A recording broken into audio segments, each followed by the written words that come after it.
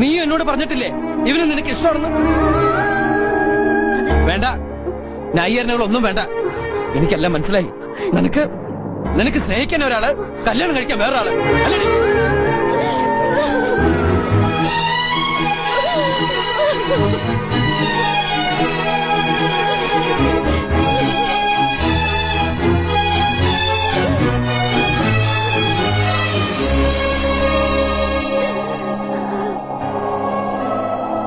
എല്ലാം ഇവിടം കൊണ്ട് അവസാനിക്കുക. സാറിന്റെ മകളെ വിവാഹം കഴിക്കാൻ എനിക്ക് സാധ്യമല്ല.